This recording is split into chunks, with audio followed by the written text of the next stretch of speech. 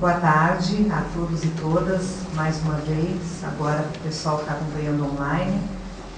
Meu nome é Célia, sou coordenadora técnica de políticas públicas e eventos aqui no Conselho. Quero pedir a todos que forem fazer qualquer abordagem, né, obviamente os palestrantes e depois na etapa debate, que a gente precisa usar o microfone para que o pessoal que está acompanhando online possa nos acompanhar também. Né? Precisa da captação de imagem e som, portanto. Ok?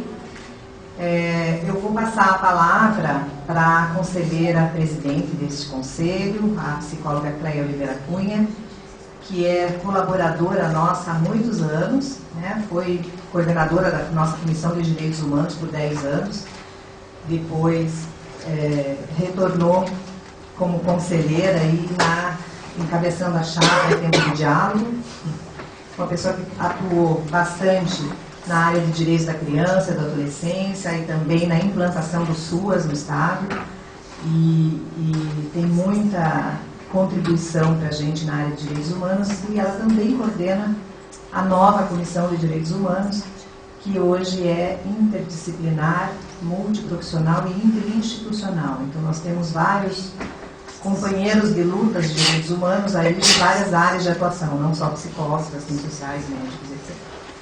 E como uma das propostas, né, da gestão também foi mudar a configuração dos eventos, eu passo então para a Cleia fazer a abertura oficial dessa jornada. Inicialmente, eu cumprimento a todas e todas por uma questão de gênero. O feminino é maioria na nossa profissão. E é muito bom ver cada vez mais os nossos eventos serem prestigiados. Quando esse grupo se reuniu e construiu propostas, a ideia era da gente dar uma nova configuração, no sentido da participação, entendendo que o Conselho Regional de Psicologia, cuja gestão é eleita por uma parte pouco significativa de votos, mas aí tem os percentuais, é responsabilidade de todos nós profissionais. Nós estamos aqui representando vocês e a nossa profissão. Mas quando a gente fala do diálogo, a gente fala do psicólogo e a sua escuta e a sua participação na construção de uma sociedade com mais saúde, especialmente. Antes de eu cumprimentar, eu já vou cumprimentar a comissão, as comissões, né, de avaliação psicológica nos seus diferentes múltiplos eventos. É um trabalho árduo, que é uma contribuição espontânea que a gente tem nas comissões de colaborar nessa construção. Eu gostaria de falar para vocês que a gente tem alterado alguns eventos que faziam parte da atuação do Conselho do Paraná. A primeira alteração que a gente fez foi em cima da proposta da constante qualificação e capacitação, não só para os profissionais, mas também para aquele que em breve será o nosso colega, que são os estudantes.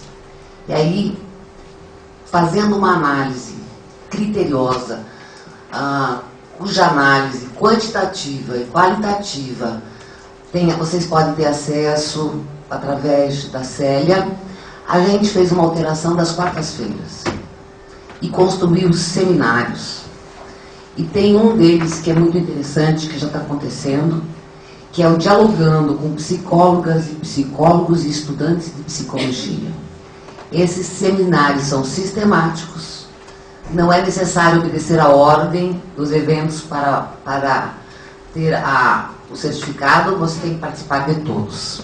Então, essa é a nossa proposta. Então, a gente trabalha, sou psicólogo e agora, venha tomar um coffee com a coffee, e aí faz os vários correlações com o que é orientação e fiscalização, que regras, quais leis, o que sigo, né, a questão da ética em todas as construções de documentos, abordagens teóricas, o que seguir, e a parte do trabalho. O trabalho do profissional, a questão do financeiramente na profissão, uma coisa que muitas vezes a gente sai completamente despreparado. Esse é o primeiro ponto.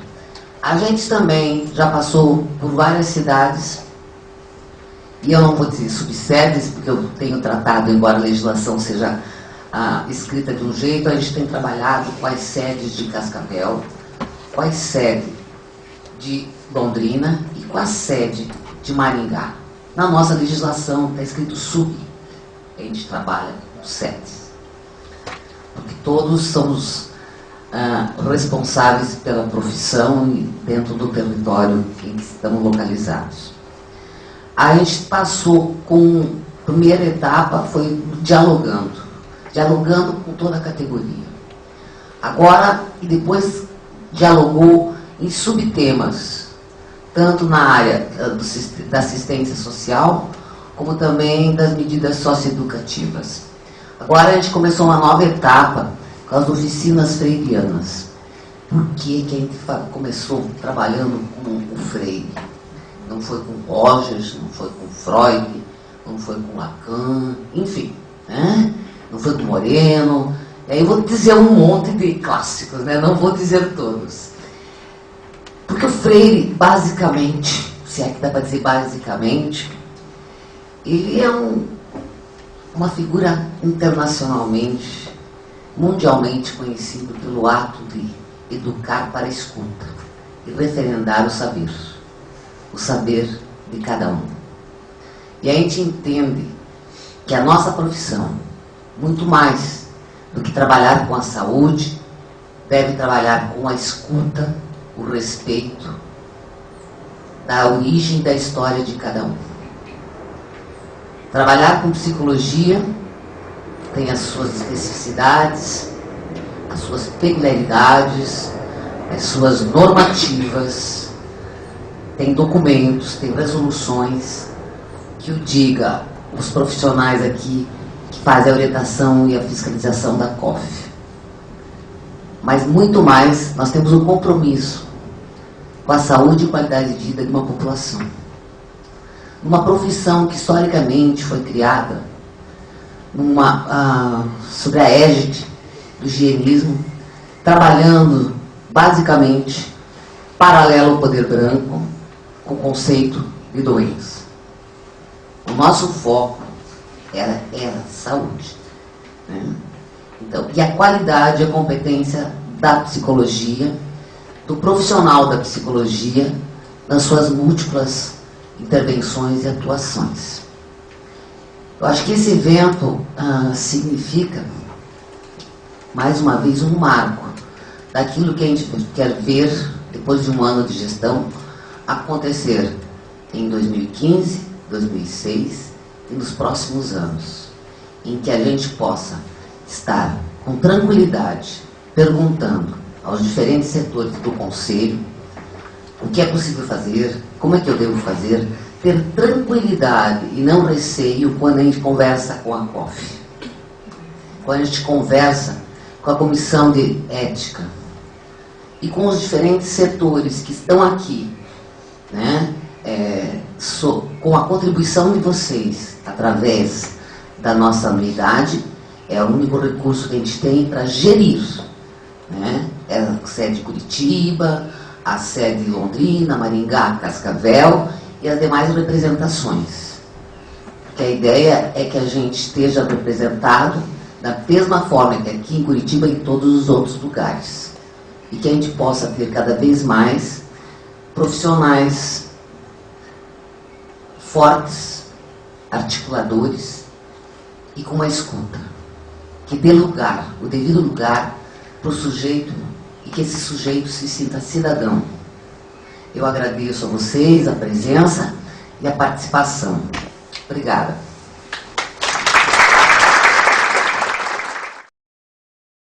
Dando então início às atividades da tarde,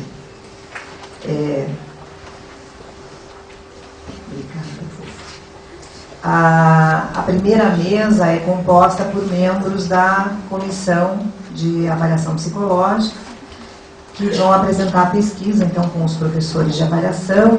Então, eu convido a coordenadora da comissão, que vai compor a mesa, Denise Ribas-Jamos, que também é conselheira, formada em Psicologia pela Universidade Federal do Paraná, mestre em Medicina Interna e Ciências da Saúde, pela Universidade Federal também, pós-graduação em Neuropsicologia pela FEMUSP, curso avançado em Reabilitação Neuropsicológica também pela FEMUSP, atualmente é psicóloga do Hospital do Idoso, Zilda Arnes, professora da pós-graduação da FAIN, da Sapiens e do IPTC, conselheira do Conselho Regional de Psicologia do Paraná, inclusive colaboradora, conselheira na Comissão de Orientação e Fiscalização, avaliadora em pesquisa no Hospital de Clínicas, na área de demência, é coordenadora do Grupo de Humanização do ISA, que é o Hospital do Idoso Zilda Arnes, e da Comissão de Avaliação Psicológica aqui do Conselho. Então, tem experiência na área clínica, hospitalar, com ênfase em neuropsicologia, altas habilidades, superdotação e saúde do idoso. Convido também a psicóloga Maria Ângela Calderari Oliveira, que possui graduação em Psicologia pela Pontifícia Universidade Católica do Paraná, mestrado em Educação pela mesma universidade, atualmente é professora adjunta da PUC, Paraná, atuando em cursos de graduação e pós-graduação, é membro do grupo de pesquisa Saúde e Desenvolvimento do curso de Psicologia da PUC-PR, com estudos desenvolvidos nas seguintes áreas: avaliação psicológica, aprendizagem, intervenção psicopedagógica, diagnóstico psicopedagógico, psicopedagogia e dificuldades de aprendizagem, altas habilidades, superdotação. Convido a psicóloga Vera Regina Miranda, também para finalizar a composição dessa mesa. Possui graduação em Psicologia pela Pontifícia Universidade Católica do Paraná, mestrado em Psicologia da Infância e Adolescência pela Universidade Federal do Paraná, atua como professora desde 1985, professora da Universidade de Tuiuti por quase 15 anos, assistente N3 na PUC Paraná por 10 anos, tendo se desligado em início de 2011. Há mais de 10 anos atua como professora e supervisora na Universidade Positivo, tem experiência em psicologia clínica e educacional junto à infância, adolescência e famílias. Como docente, terapeuta e supervisora em cursos de graduação e pós-graduação. É autora de 5 livros de psicologia nas áreas da educação e clínica, coautora de 2 livros de psicologia jurídica, coautora de um livro de psicologia educacional, coautora de um jogo e de um material psicopedagógico. Foi conselheira suplente deste Conselho Regional de Psicologia. A atuação está voltada a temas relativos à prevenção, rejeição, adoção, orientação e escolha profissional, desenvolvimento infanto-juvenil, configurações familiares, avaliação psicológica envolvendo intervenções nos contextos escolar e familiar. Então, passo a palavra pode ser, para Denise, então. Em nome das comissões de avaliação psicológica do Paraná, que nesse momento está representada por mim, como coordenadora da Comissão de Avaliação aqui de Curitiba, a Ana Elisa, coordenadora da Comissão de Avaliação Psicológica de Londrina, e a Elza, coordenadora da Comissão de Cascavel. Nós gostaríamos, então, de agradecer a presença de todos aqui nesse momento e falar da nossa alegria e satisfação em relação ao sucesso que foi o número de inscrições que nós tivemos neste evento, que após a abertura de inscrições, em poucas horas, as vagas já haviam se esgotado. Nós sabemos que muitos profissionais ficaram aborrecidos com isso, mas a ideia era que nós fizéssemos nesse momento o evento aqui no Conselho, mas percebemos diante disso o quanto é importante essa área. Nós já imaginávamos uma procura grande, mas ficamos muito satisfeitos com isso e com a participação de vocês aqui. Então, esse é o primeiro evento organizado neste novo formato das jornadas, como a Cléia comentou, essa nova formulação que nós temos de alguns eventos. Então, é a primeira jornada que nós temos, e a escolha da avaliação psicológica não foi uma escolha à toa. Então, nós consideramos que abordar essa temática da avaliação psicológica seria oportuno, devido ao grande número de profissionais envolvidos, os diferentes contextos de avaliação, e o fato de ser o psicólogo o único profissional habilitado por lei para exercer essa função. Historicamente, retomamos alguns eventos organizados por essa comissão, como a primeira jornada de avaliação psicológica que ocorreu em novembro de 2011, o primeiro fórum de professores de avaliação psicológica em agosto de 2012 e o primeiro encontro de professores de avaliação psicológica que ocorreu em junho de 2013. Na formulação e organização deste evento, buscamos abranger novas áreas de atuação, bem como áreas que têm gerado questionamentos e algumas necessidades de reformulação. Seria impossível abordarmos todas as áreas relacionadas à avaliação psicológica, mas com certeza teremos outras oportunidades para estar discutindo sobre outras temáticas. Temos como objetivo promover um debate entre os profissionais que atuam nessa área, de forma a construir diretrizes que possam orientar e qualificar as práticas dos psicólogos. Temos trabalhado com o objetivo de integrar as comissões de avaliação psicológica do Estado e aproximar os profissionais, para que esta construção ocorra de forma conjunta. Convidamos a todos, portanto, não apenas a aproveitar essa jornada, mas fazer parte deste processo de reflexão e constante aprimoramento da avaliação psicológica. Gostaria, antes de dar início, saber quantos professores de avaliação psicológica nós temos aqui?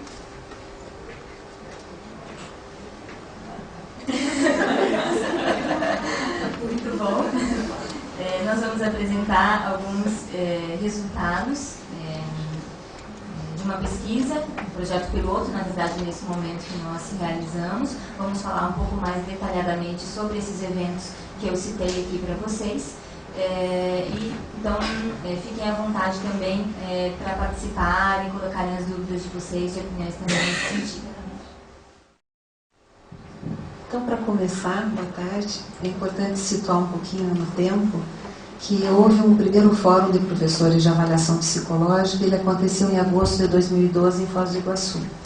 E para nós foi uma grande satisfação, porque tinham pessoas da área da psicologia, tanto professores quanto alunos interessados no assunto, participando, refletindo e manifestando suas preocupações e também refletindo sobre possibilidades de resolução para algumas dificuldades nessa área. Então, fruto desse encontro que durou um certo tempo lá em Foz do Iguaçu, eu e a Maria Ângela, que éramos as pessoas que estavam coordenando esse momento, né, que nós pensávamos que era só para professores, mas que nós gostamos muito de contar com alunos também, né, nós organizamos então a síntese do que foi esse debate. Tá? Síntese então das reflexões, das preocupações das pessoas que estavam naquele momento. Necessidade de integração entre os professores no decorrer da graduação de psicologia. Nós percebemos nesse grupo que há muita diferença entre o professor que ministra uma disciplina correlata diretamente à avaliação psicológica e uma distância em relação aos outros professores, como se eles sentissem de que eu não ministro avaliação psicológica, então não faço parte desse grupo. Né? Possibilidades e dificuldades na avaliação e intervenção no que se refere a pessoas com deficiências e as mais diferentes necessidades em função de ajustes para que elas pudessem fazer parte de processos de avaliação, apesar de alguns limites em função da sua própria deficiência. Erros detectados por professores em manuais de testes e a necessidade de contato com casas editoriais, objetivando, então, refletir sobre as possibilidades de mudanças para esses erros que foram detectados. E a grande reflexão é a formação de fato. Possibilita aos alunos qualidade em avaliação psicológica no formato em que ela existe nas mais diversas instituições de ensino superior? E aí outras constatações, né, de que há locais onde professores e psicólogos fotocopiam materiais. E como é que fica esse modelo inadequado para alunos, para os estagiários, do professor ou do profissional que às vezes é o responsável por orientar o estagiário no seu campo de estágio, em que esse profissional é aquele que deveria ser modelo de conduta favorável e aquele que ensina tudo que não é para ser feito. Né? E todos partilhando da crença de que a avaliação psicológica é muito mais do que a aplicação de testes. e a sugestão do grupo de inserção de atividades de estágio em avaliação psicológica para todos os alunos, no 4º, no 5º ano de curso, já que em certas instituições de ensino superior, o aluno não realiza a prática em avaliação psicológica com clientes. Ele acaba, então, sendo aluno de aulas, né, em que ele ouve, ele estuda casos, mas que ele, de alguma forma, não realizou os processos de avaliação. Então, essa sugestão desse grupo, daquele momento, né, e que existisse, então, uma experiência, de fato, com a prática em avaliação psicológica e que ela não se restringisse ao 4º e ao 5º ano de psicologia. E esse aspecto, então, mostra ser relevante, considerando que a prática efetiva pode sustentar o conhecimento do processo de avaliação psicológica e fortalecer a ideia de que, mesmo num processo psicoterapêutico, onde acontece a maior parte da prática dos estágios, há avaliação de fenômenos psicológicos, e que não é possível intervir sem você entender que necessidade tem esse sujeito, o que está havendo com ele, enfim, em função disso, qual é a possibilidade de atuação no sentido psicoterápico. Eu vou apresentar para vocês, então, os resultados da pesquisa, como eu disse, um projeto piloto que nós apresentamos, que nós realizamos,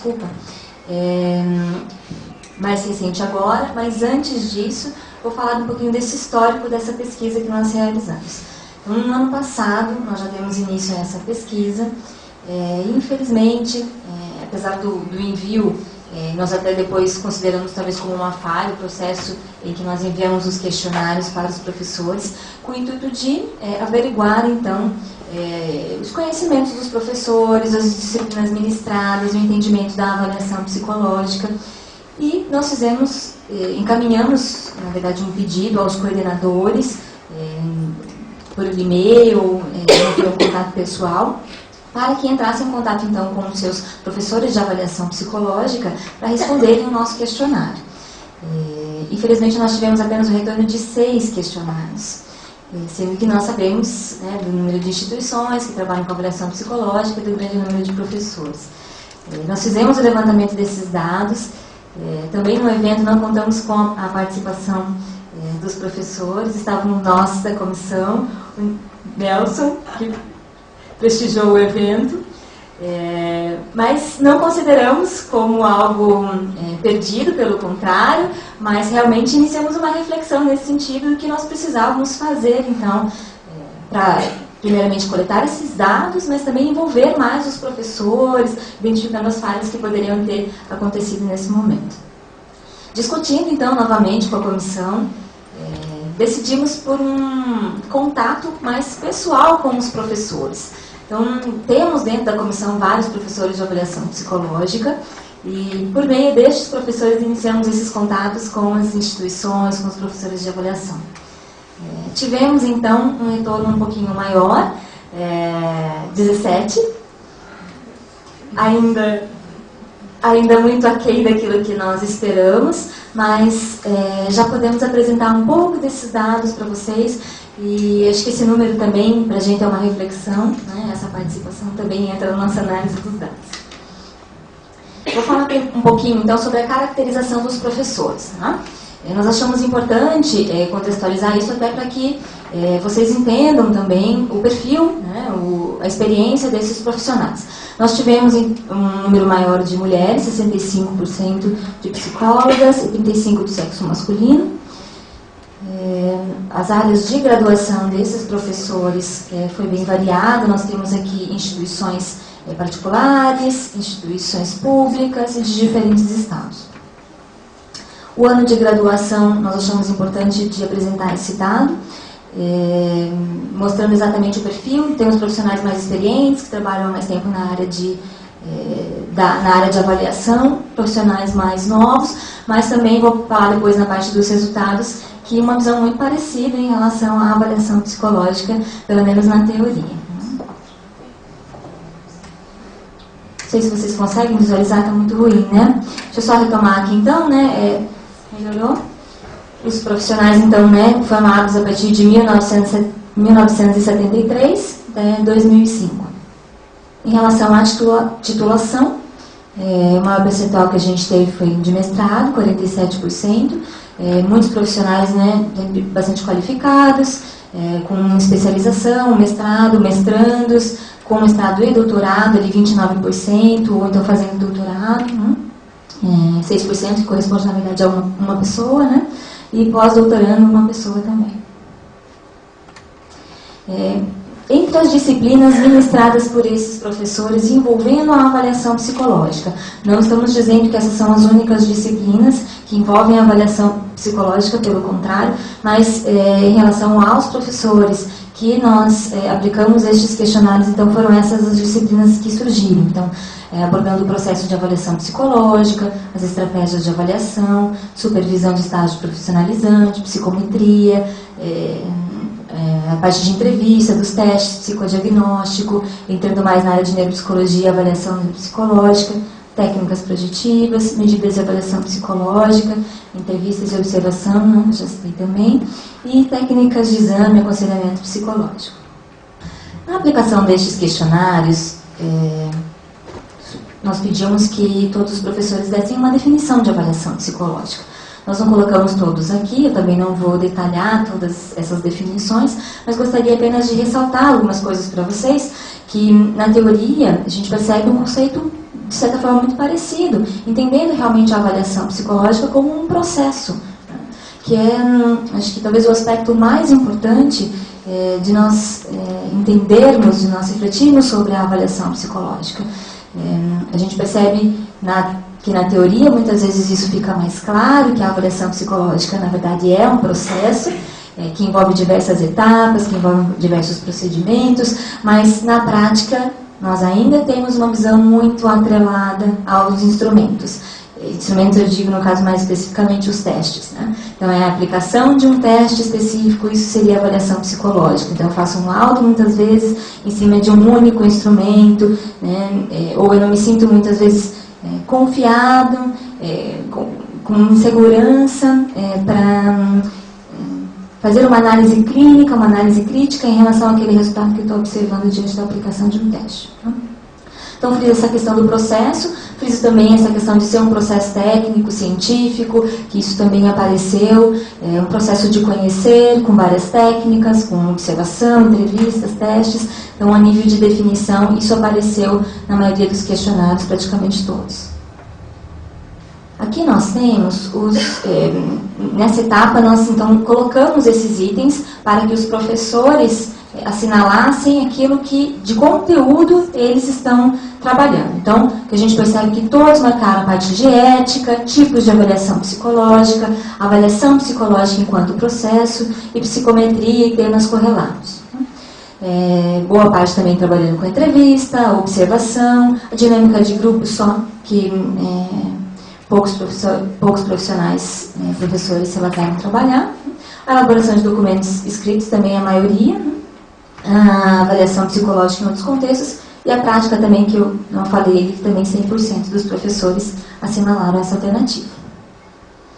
Surgiram ainda alguns outros conteúdos, como psicodiagnóstico, pensamento clínico integrativo, histórico, dimensões da avaliação psicológica, competências e habilidades de um avaliador e avaliação psicopedagógica, então também com conteúdos que são abordados nessas disciplinas. Entre as metodologias, que nós também demos essas opções para que os professores então assinalassem, né, vivência de aplicação e correção de instrumentos, todos colocaram essa alternativa, e aulas expositivas ainda, que a gente observa, apesar dessas reflexões sobre um processo de aprendizagem mais dinâmico, mas ainda isso a gente sabe o quanto é importante, né, e tem sido trabalhado de outras formas, com outras técnicas em paralelo. Na questão da aplicação, acho importante observar só que alguns questionamentos que alguns professores colocaram, algumas visões um pouco contraditórias, alguns professores assinalando que trabalham com uma aplicação de alunos, outros colocando que nunca trabalham dessa forma. Na questão, né, de pacientes, também surgiram alguns questionamentos nesse sentido. Entre outras metodologias, foi citado também ateliê e leitura de textos científicos sobre avaliação e testes. Na parte dos instrumentos, vários instrumentos foram assinalados como sendo utilizados pelos profissionais, o que, pelo menos no primeiro momento, nós consideramos como um fator bastante positivo, né? Claro que a gente não consegue saber exatamente se esses instrumentos realmente, como eles são trabalhados com os alunos, se eles realmente estão sendo trabalhados, né, todos dessa forma, mas boa parte foram assinalar, esses todos que estão aí, na verdade, foram marcados pelos professores. E aqui a gente tem um pouquinho desse percentual, né?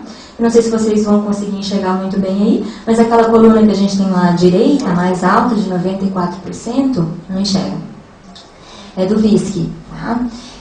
Como nós fizemos em 2 momentos, como eu falei para vocês, temos VISC 3 e VISC 4, né? Porque esses 17, na verdade, que nós tivemos, eu não relatei, mas na verdade foi uma complementação, ainda incluía a primeira pesquisa, né? Então, aquele valor mais alto é do VISC 3 ou 4 ministrado por esses professores, tá? O valor de 82, né, o BPR-5, o HTP, então testes bastante utilizados. Eu retirei aqui apenas para mostrar alguns que foram citados apenas por um profissional, mas a gente percebe uma utilização muito grande de instrumentos, né, que é importante para a capacitação, o início dessa formação do aluno.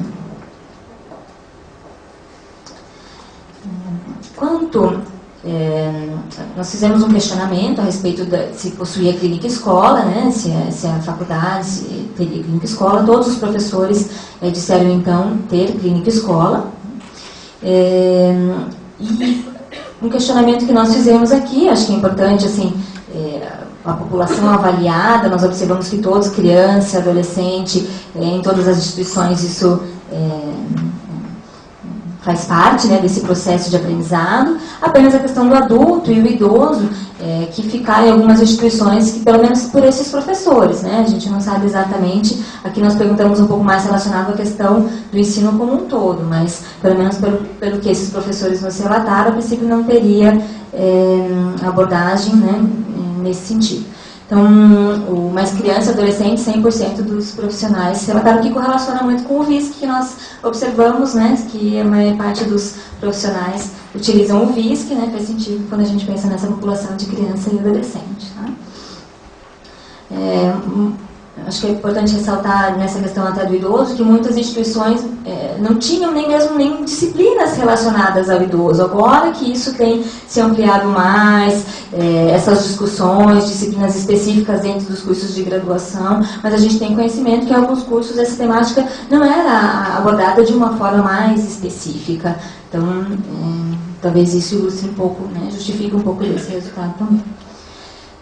Entre os tipos de avaliação psicológica mais frequentemente realizados em sua clínica escola, foi citado então o psicodiagnóstico e a avaliação psicopedagógica. Nós tivemos algumas outras indicações: avaliação psicológica para a cirurgia bariátrica, avaliação neuropsicológica, avaliação psicológica de altas habilidades e superdotação e avaliação e orientação profissional. Algumas conclusões, então. Primeiramente, a baixa participação dos professores de avaliação psicológica. Como eu disse para vocês, nós identificamos no início um processo talvez de falha de comunicação, que nós tivéssemos que pensar em outras alternativas. Buscamos então outras alternativas, percebemos uma certa melhora nesse sentido, mas ainda uma participação baixa. Acho que a Cléia falou um pouco no início, e a gente tem pensado muito nesse sentido também, da aproximação com o conselho, com as comissões, a importância disso, né? E quando eu falo da gente construir em conjunto, vem muito nesse sentido, de nós pensarmos em alternativas, de envolver mais os professores, e daí pensar em outras ações, para que a gente possa, então, ter esses momentos de construção coletiva. A participação dos professores é essencial, porque os professores estão ensinando os alunos. E quanto mais nós começarmos essa capacitação com os alunos já na graduação, maior a chance de a gente perceber, né, um profissional que se forma, que vai trabalhar de forma mais correta, que vai se especializar, antes de iniciar um processo de avaliação, por exemplo. A gente ainda observa muitas angústias dos profissionais recém-formados, muito desconhecimento em muitas áreas, e essa aproximação com os professores é muito importante. Então, nós não vamos desanimar nesse sentido de continuar trabalhando dessa forma, encontrando outras formas de aproximar cada vez mais o conselho, as comissões, com os professores de avaliação psicológica. Outro ponto importante, nós colocamos aqui como a discussão entre teoria versus a prática de avaliação psicológica, que eu cheguei a comentar um pouco. Então, na teoria, as definições são muito completas. São completas, fala da avaliação como um processo, fala de todas as técnicas, só que na prática a gente sabe que muitas vezes isso não acontece. Muitas vezes o profissional, na hora que ele vai realmente elaborar um documento, depois do processo de avaliação, ele acaba muitas vezes não tendo esse pensamento integrativo de unir tudo aquilo que ele identificou por outros meios, de ter esse raciocínio clínico, baseando-se realmente, né, na técnica, na cientificidade, para estar elaborando, né, fechando esse diagnóstico, né, psicológico, elaborando esse documento.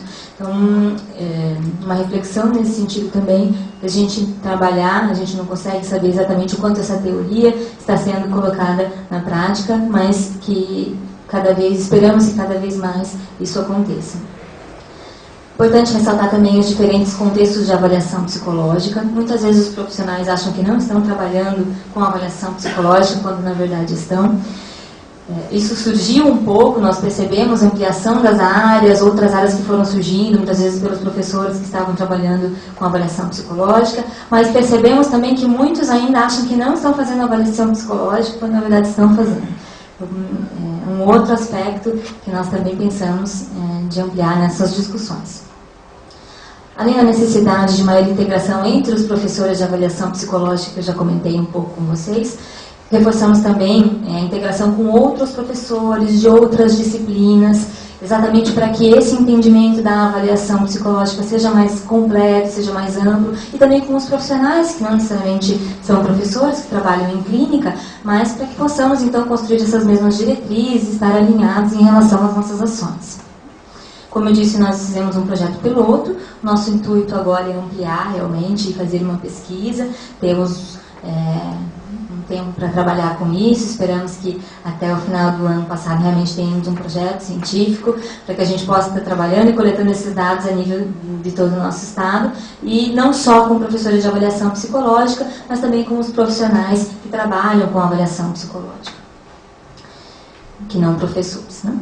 E, em cima disso, nós estamos trabalhando em cima de um plano de ação das comissões de avaliação psicológica a partir dos resultados encontrados. Estamos integrando isso, tentando trabalhar da forma mais integrada possível com as outras sedes, subsedes. E para que nós tenhamos, então, esse plano de ação e possamos pensar nos nossos projetos, em como nós vamos caminhar, tanto a nível dos estudantes como a nível dos profissionais, e utilizar esses dados. Acho que o intuito dessa pesquisa foi muito nesse sentido, a gente aproveitar esses dados para que possamos então fazer um primeiro levantamento e definir os próximos passos, aquilo que precisa ser feito a nível de capacitação, a nível de orientação, de aprendizado.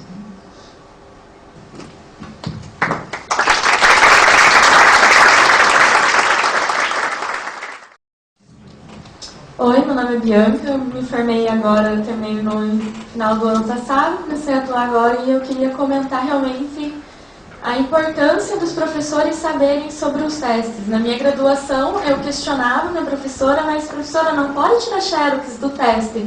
Ah, para aprender na faculdade pode.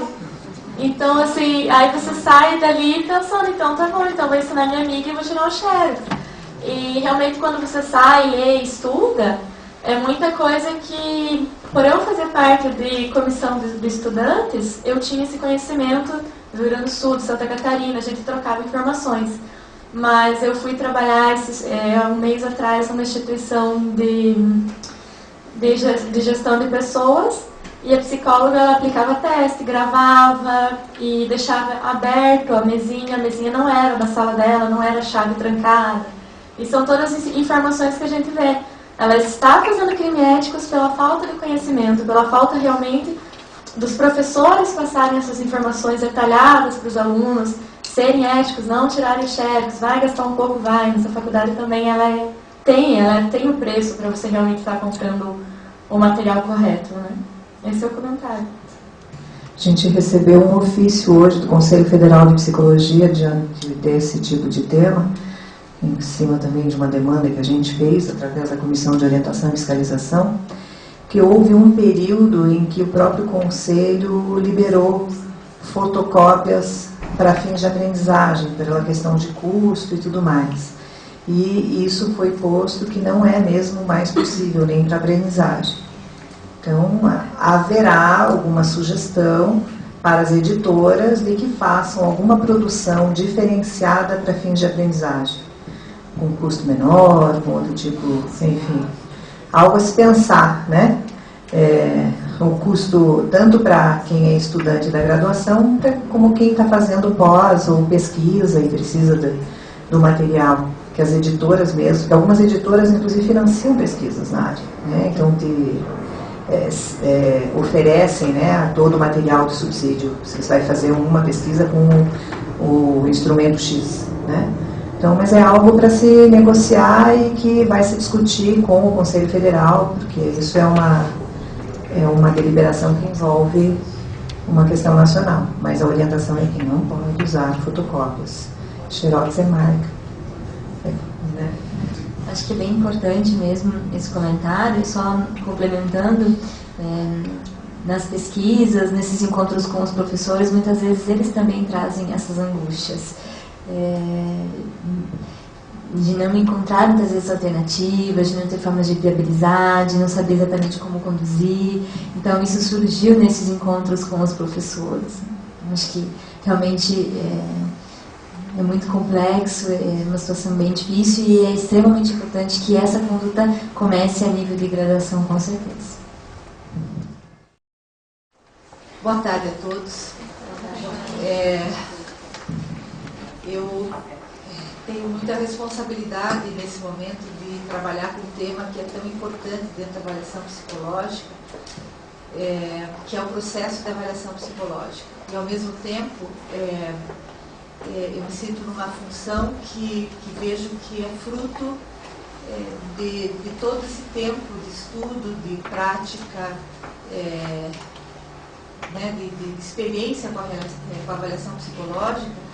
Então, ao mesmo tempo que eu tenho esse sentimento de ansiedade, de apreensão em ter que trabalhar com esse tema que é tão importante, também me sinto bem no sentido de poder estar falando sobre ele de uma forma que o que eu vou trazer para vocês aqui são todas questões que eu tenho certeza que na prática, no dia a dia do profissional que realiza a avaliação psicológica, isso é possível, né, trabalhar a partir dessa visão, desse pensamento, dessas reflexões, que não são conteúdos apenas teóricos que se encontram em livros e em artigos, mas que fazem parte da prática do psicólogo.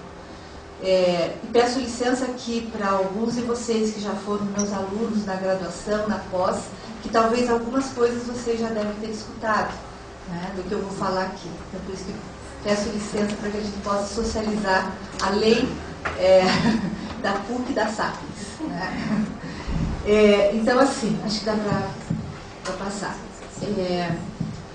Antes da gente pensar em processo de avaliação, nós temos que pensar que o psicólogo, quando ele vai trabalhar com intervenção, já foi dito aqui, a Vera acho que comentou, a Denise também comentou, que a essência do trabalho dele é a avaliação psicológica. Não existe nenhum trabalho de intervenção do psicólogo se não acontecer a partir de uma avaliação. Uma intervenção só vai ser eficaz, só vai ser uma intervenção adequada se o psicólogo tiver identificado qual o fenômeno psicológico, o processo psicológico que está envolvido com aquela intervenção por meio de uma avaliação. Eu sempre costumo dizer que em todo processo de intervenção existe uma particularidade de avaliação que o psicólogo não pode esquecer. E isso que a gente levando de que, observando entre os próprios professores responsáveis pela formação do psicólogo, que quando a gente pergunta, por exemplo, um professor do campo social, ele diz assim, no campo social não tem avaliação psicológica. Tá, então como é que você pensou em fazer essa intervenção se você não fez uma avaliação anterior? Mas é que eu não aplico o teste. Então, essa representação social da avaliação psicológica em cima do instrumento formal que é o teste, que é exatamente isso que vai levar a gente a pensar no processo da avaliação psicológica, tem que ser desconstruída. A gente não concebe mais, hoje em dia, que isso tem ainda um eco dentro da formação do psicólogo, né? Portanto, essas nossas pesquisas que a gente faz com os professores é exatamente para que a gente possa perceber, e essa é a questão de que será que na prática isso realmente acontece? Então, quando você fala assim, lá existe uma disciplina de processo de avaliação psicológica que fala sobre o processo, mas se trabalha como se fosse trabalhasse na TEAP antiga, que era só a aplicação de teste, né? Então, a gente precisa pensar que é essencial o psicólogo desenvolver uma atitude investigativa, uma atitude que a gente vai ver depois, que é de conhecer o seu fenômeno psicológico. Independente se o contrato que ele tenha feito com aquele sujeito seja um contrato de processo de avaliação psicológica. Mas a essência do trabalho do psicólogo, antes dele poder intervir, é uma avaliação psicológica, né? Ele vai precisar conhecer o fenômeno psicológico que ele vai trabalhar, que ele vai intervir, seja em qualquer campo de atuação da psicologia.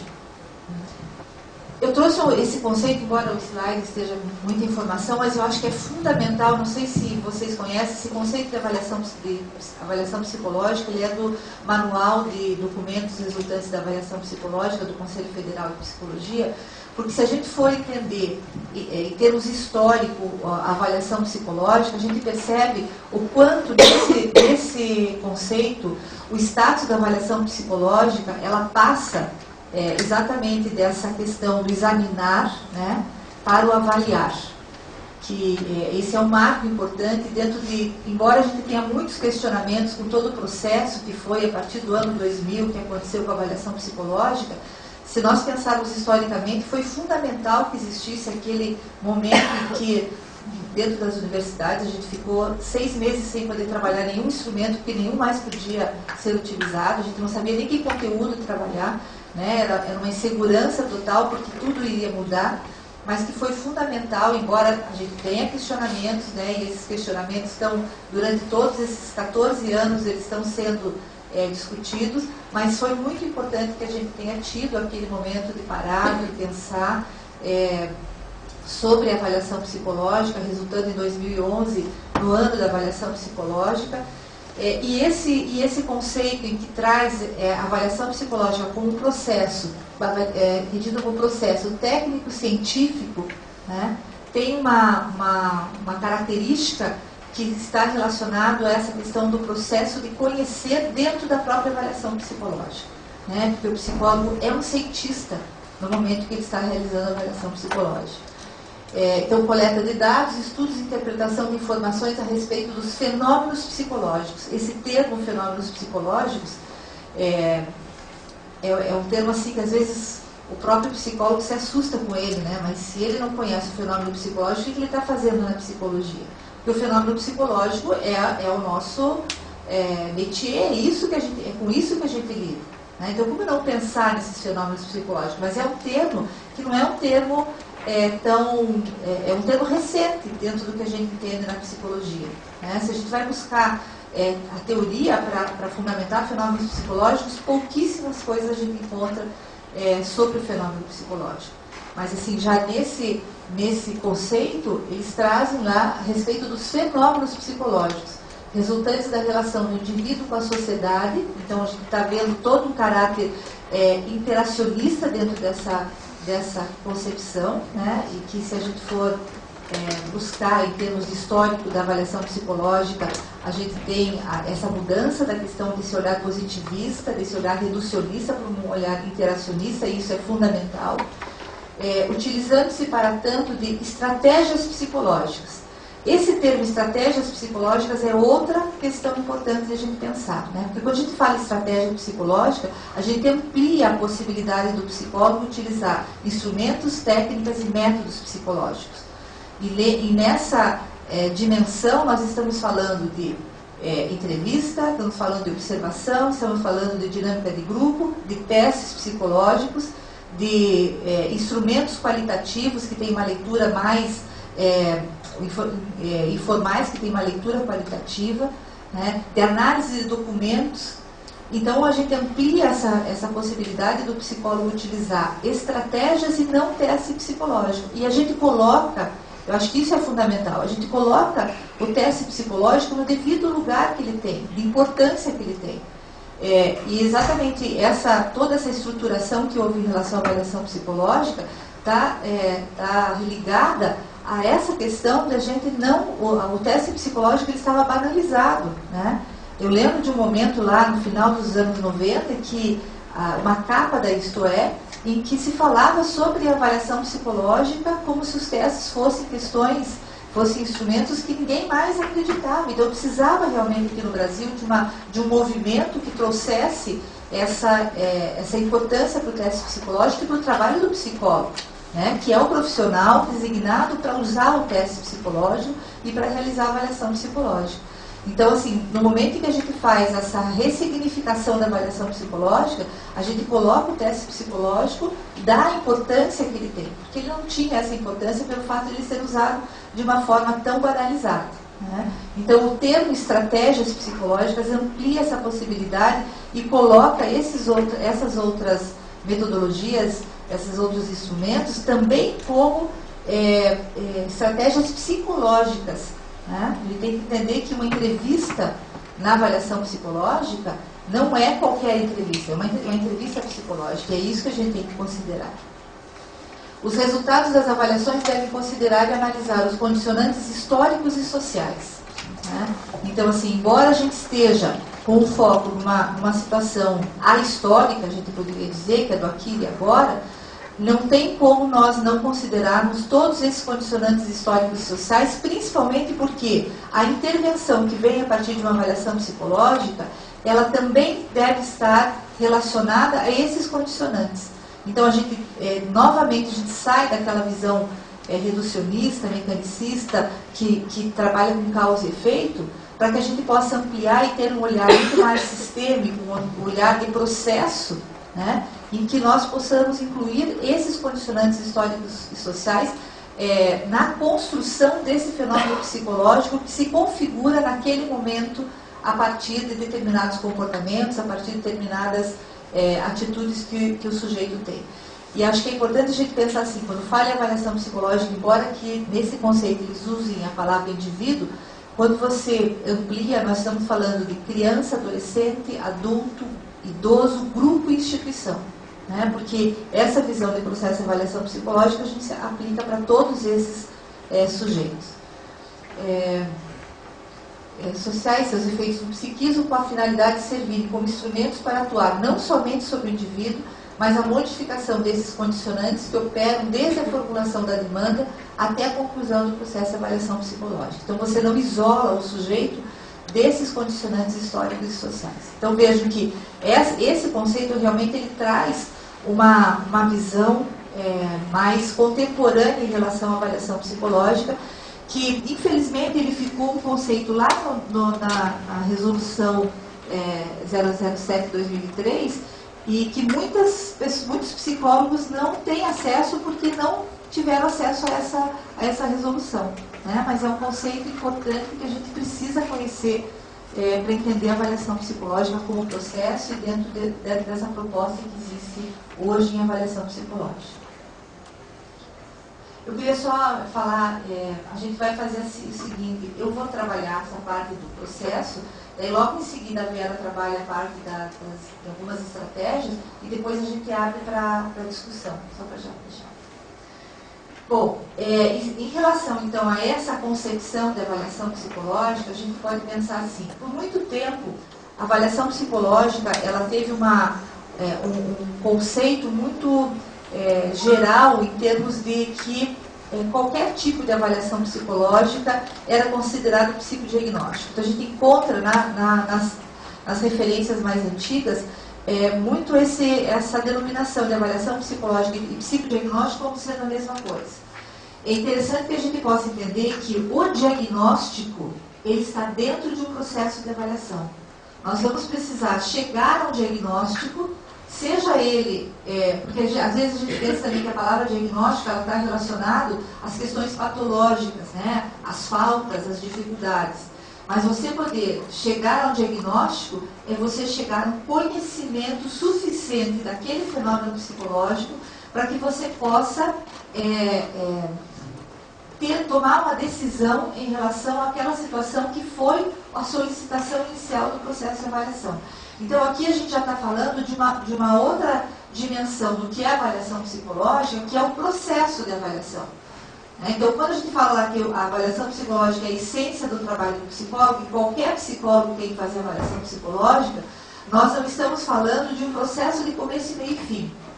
Quando a gente pensa assim, que nós precisamos chegar a um diagnóstico, embora no trabalho do psicólogo, vamos pensar assim numa psicoterapia, ele, de certa forma, quando ele avalia aquelas situações iniciais, as entrevistas preliminares, que é o que a gente chama até de avaliação preliminar, ele está chegando ao diagnóstico daquele fenômeno psicológico inicial que ele precisa intervir.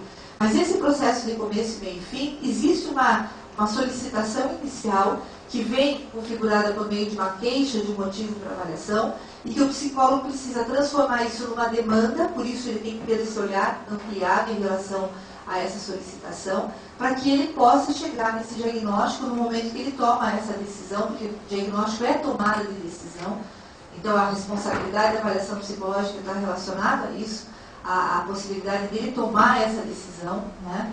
Ele não ficar em cima do muro, porque ele tem uma responsabilidade nesse sentido.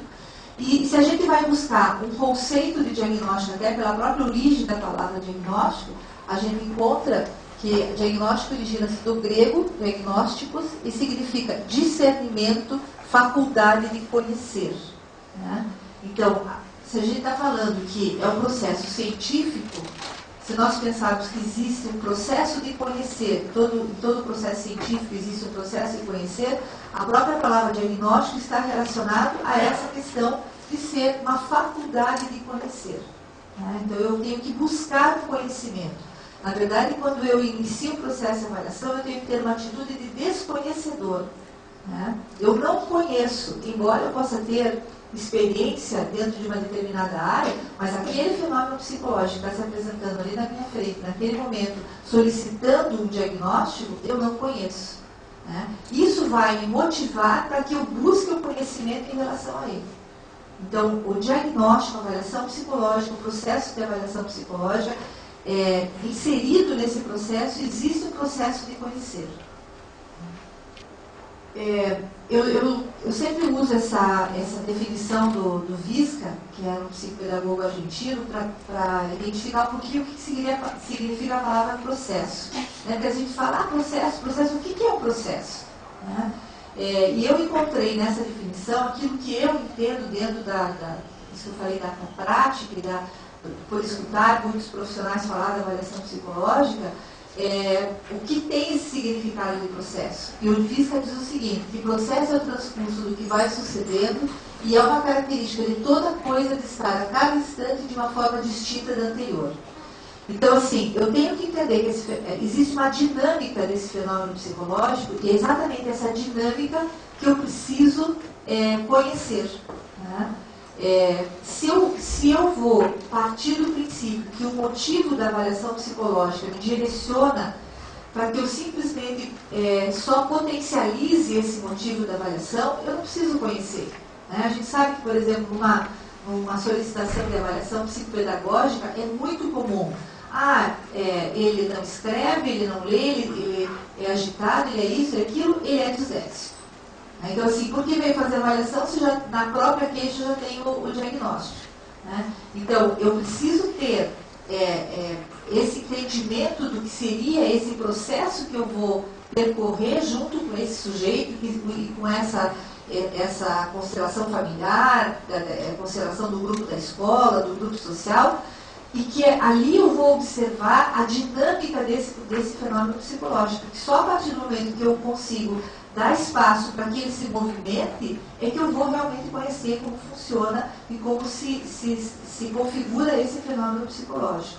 Enquanto eu potencializar essa queixa, né, eu vou estar simplesmente repetindo coisas que já foram ditas. Então eu preciso dar espaço para que esse fenômeno psicológico se mostre. Eu até me perdi aqui, o professor Roberto Cruz chegou. Então, eu estou aqui muito perdida com a sua entrada. Não por causa de você, por causa de mim, que eu estou falando, vou te citar daqui a pouco. Fique à vontade, homem. Então, é muito importante que a gente tenha esse procedimento, essa atitude, dar espaço para que a gente possa observar esse movimento, essa dinâmica desse sujeito, para que se entenda, para que se conheça esse fenômeno psicológico. Então, assim, o processo de conhecer em avaliação psicológica, ele tem a ver com essa possibilidade de eu sair dessa situação, dessa posição de desconhecedor, né? E nesse momento de desconhecedor, o que eu vou entender? Que existe uma situação de caos, uma situação que não é uma condição inteligível dessa situação, né? Porque a família, em algumas situações, vem totalmente com uma estrutura que não consegue perceber o que está acontecendo. O próprio sujeito, quando vem para uma avaliação, ele vem numa situação fragilizada, né?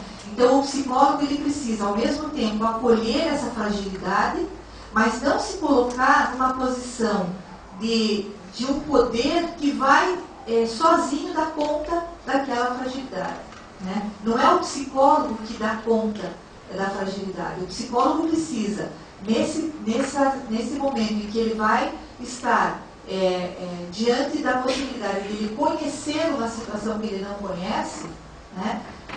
Possibilitar que esse sujeito se mostre para ele, porque se ele não possibilitar isso, ele não vai conhecer nada. As estratégias que ele usa no processo de avaliação, entender esse processo como algo dinâmico, é possibilitar que esse sujeito se mostre para ele.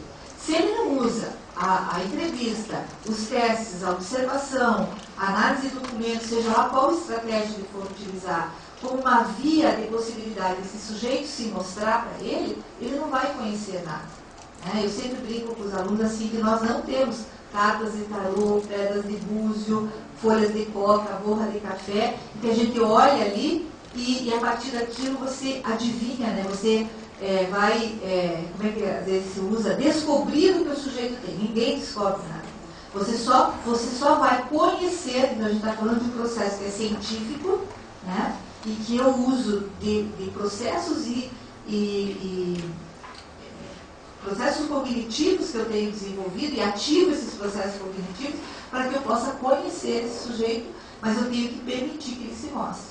E é muito interessante que se você tem essa atitude no processo de avaliação, existe uma possibilidade de a gente pode chamar até de uma metacognição que acontece aí, porque quando você chega na hora que você vai fazer a devolutiva da avaliação, esse sujeito, ele já se conheceu também, porque ele teve a possibilidade de mostrar. Então, na hora que ele teve a possibilidade de mostrar, ele também se conhece. Então, como existe um caráter interventivo, avaliativo na intervenção, existe também um caráter interventivo na avaliação, né? E é só quando você se posiciona diante dessa possibilidade de você ser um desconhecedor é que isso pode acontecer, né? Se você vai com esse conhecimento já pré-estabelecido, então você pega um sujeito com uma fragilidade e você só potencializa a fragilidade dele, você não permite isso. Fala. Eu queria que fechasse bem na hora, mas tirou um pouquinho.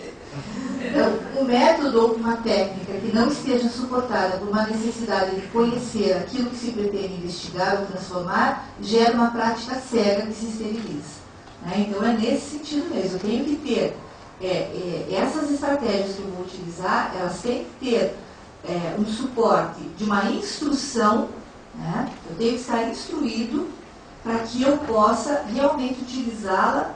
Porque eu tenho que pensar assim, quem é o maior, a pessoa que tem que se beneficiar no processo de avaliação? Esse sujeito que eu estou avaliando. Não sou eu que tenho que me beneficiar, porque muitas vezes o próprio teste psicológico, ele é utilizado como um escudo para o psicólogo. Porque ele vai dizer assim, olha, quem disse foi o teste. E não é o teste que diz. Quem diz é o psicólogo, né? Uma vez, até aqui no conselho mesmo, eu falei sobre o segredo dos testes psicológicos. Qual é o segredo dos testes psicológicos? O psicólogo que está aplicando e está avaliando aquele instrumento. Esse é o segredo. Um bom psicólogo, com qualidade, com competência, né, que tem um bom estudo, que tem experiência. Né? Se você abrir a internet lá, você vai ver qual é o segredo dos testes psicológicos que tem lá na internet. Né? Mas, na verdade, o segredo é essa competência do profissional que está utilizando. Né? Então, se eu não tiver essa instrução que vai me dar a possibilidade de utilizar essas estratégias de uma forma que realmente me possibilite o conhecimento do fenômeno psicológico, e que eu possa chegar no final de um processo de avaliação e ter segurança e assim, para que o próprio psicólogo possa entender isso, é ele o responsável por aquela devolutiva, não é o instrumento. Né? Porque se o instrumento se colocar como responsável, então é exatamente isso que vai acontecer. É uma situação em que essa prática vai se esterilizar. Né? E eu vou ficar só numa questão quantitativa, numa questão de examinar esse fenômeno psicológico, né? De que forma eu estou interpretando, eu estou dando significado, eu estou ressignificando para aquele sujeito muitas questões que, muitas vezes, no processo de avaliação, ele tem como objetivo desconstruir uma autoimagem, não só dele, mas em todos os contextos, que seguiram ele pela vida inteira. Né? Ou vai acontecer assim, o psicólogo vai fornecer para ele uma possibilidade de se conhecer por uma via que não é a realidade.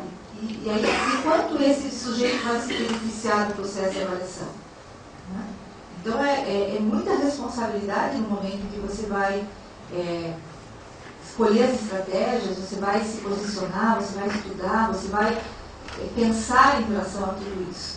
E é comum a gente encontrar assim, professora, lembra de mim, eu fui sua aluna tal ano, eu tenho que fazer uma avaliação psicológica, qual o teste que eu uso? Ah, você não veio na aula que eu falei que não é assim a avaliação psicológica. Faltou. Então, os fenômenos psicológicos nem sempre se mostram inteligíveis, eles são desconhecidos, portanto, objeto de uma ciência. Né? Então, é nesse sentido que a gente está falando, que dentro dessa mesma reflexão, que dentro essa referência que eu fiz do Roberto Cruz, está num texto de um livro de 2002, né? Do processo de conhecer e avaliação psicológica, e que mostra exatamente isso. O fenômeno. Quando eu digo assim, que nós temos que nos colocar numa posição de desconhecedor, é porque realmente esses fenômenos psicológicos, eles não saltam aos olhos assim. Né? Na verdade, se a gente for fazer uma relação com o iceberg, o que nós temos no início de um processo de avaliação é a ponta do iceberg. Se a gente pensar qual é a estrutura que sustenta aquele nível semiológico, né, que é o que pode ser descrito a partir do que você ouve, do que você vê, a estrutura que está sustentando esse sintoma, ela é muito maior do que o próprio sintoma. E o psicólogo precisa realmente conhecer aquela estrutura que está sustentando o sintoma. Não adianta só ele recorrer de novo ao sintoma. Então ele precisa conhecer uma dimensão que a olho nu não se enxerga. Né? E muito mais, ele precisa conhecer a construção histórica daquela estrutura. Né? Porque aquela estrutura que está sustentando o sintoma, ela também não foi uma estrutura que de repente estava ali. Houve toda uma construção histórica. Então, se a gente pegar lá o conceito da avaliação psicológica, condicionantes históricos e sociais, isso também eu preciso conhecer. Né? E continuando dentro dessa mesma pensamento, né, os fenômenos psicológicos não devem ser observados e concebidos como uma realidade intuída, que é a percepção, mas como realidade instruída. Então, quando a gente fala na instrução, nós estamos falando de uma situação em que o psicólogo precisa ter a formação dele, né, dos 5 anos. A formação continuada é fundamental. Ele precisa de supervisão, ele precisa de um processo de autoconhecimento, da psicoterapia, ele precisa de um trabalho conjunto indo a congressos, ele precisa socializar esse conhecimento dele. Né? Então, a instrução está exatamente naquilo que ele vai adquirindo ao longo da atividade que ele realiza. Né? E de quanto ele está dando suporte teórico e fazendo essa articulação com essa atividade que realiza. Então, nós não podemos deixar de pensar que, até depois eu vou falar ali do Walter Trinca, ele fala assim que existe uma intuição instruída, né, no psicólogo. A intuição é um processo cognitivo que precisa ser usado na avaliação psicológica, mas ela tem que ser instruída. Então, eu preciso me aprofundar naquele tema, né, naquele fenômeno psicológico. Então, assim, por exemplo, eu vejo nessa outra experiência que eu tenho, a avaliação para cirurgia bariátrica. Não é assim, apareceu um paciente para eu realizar a avaliação para cirurgia bariátrica. Não é bem assim. Eu preciso conhecer questões que estão envolvidas com a cirurgia bariátrica, que não tem a ver com a psicologia, para que eu possa fazer uma avaliação para cirurgia bariátrica. Não é simplesmente pegar lá aqueles instrumentos que dão certo para fazer a avaliação e eu vou simplesmente aplicar e chegar a um diagnóstico. Então, eu tenho que ter um aprofundamento dentro daqueles fenômenos que eu vou avaliar também. E a partir daí, uma rede se estabelece de forma a revelar uma inteligibilidade lógica ou possibilidade de sentido sobre a realidade psicológica humana. Então, a partir do momento em que esse processo de conhecer, ele vai sendo construído ao longo de um processo de avaliação, que é dinâmico, porque o fenômeno psicológico tem a sua dinâmica, e é disso que eu preciso entender, eu vou dando sentido, né, àquela situação de causa inicial que eu não conhecia, né, que eu não aparecia tão visivelmente no início do processo de avaliação, e que a partir do momento em que eu vou me envolvendo com a situação, vou conhecendo, e eu penso, minha forma de pensar assim, eu vivo ali uma relação humana, né?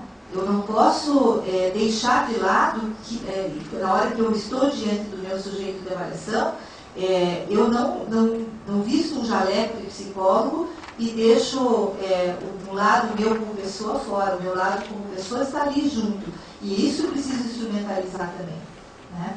E a partir disso eu vivo uma relação humana junto com esse sujeito, seja qualquer sujeito que for. Então, eu vou precisar também observar esse campo relacional que vai se estabelecendo ao longo do processo de avaliação, que muitas vezes ele vai dando mais sentido ainda a esse instrumento que me deu um resultado quantitativo. É exatamente essa configuração vincular que vai se estabelecendo ao longo do processo de avaliação que vai me fazendo conhecer com mais profundidade o funcionamento desse fenômeno psicológico. E aí o que eu encontro no final do processo de avaliação? Uma possibilidade de eu dar uma inteligibilidade lógica a essa realidade psicológica humana. Então eu passo daquela situação de desconhecedor para uma situação de conhecedor. Daí sim eu sou conhecedor desse fenômeno psicológico, né? Então, e esse processo de conhecer, para ver se já é o próximo aqui, eu faço uma relação, veja, o Trinca, ele tem um livro que fala sobre o pensamento clínico, que eu acho que é fundamental para que a gente possa entender o que seria esse processo de conhecer, porque ele traz alguns processos cognitivos que o psicólogo tem que ativar durante um processo de avaliação, né? Eu penso que em qualquer intervenção que ele vai fazer também, mas aqui a gente está falando do processo de avaliação, que dão sentido ao processo de conhecer, né? Então, às vezes o psicólogo não para pensar que ele está usando a sua estrutura cognitiva para poder conhecer o fenômeno psicológico, né? Como se ele deixasse de lado esses processos. E o Trinca fala exatamente disso, que o processo clínico integrativo, para que você possa entender essa configuração do fenômeno psicológico, você precisa ativar esses processos cognitivos que vão dar sentido a esse processo de conhecer. Então, para ele, o pensamento científico significa conhecimento científico utilizando de métodos particulares adaptados aos processos e fenômenos psicológicos do seu objeto de estudo. Então, a partir você consegue entender a complexidade do fenômeno psicológico pela singularidade dele.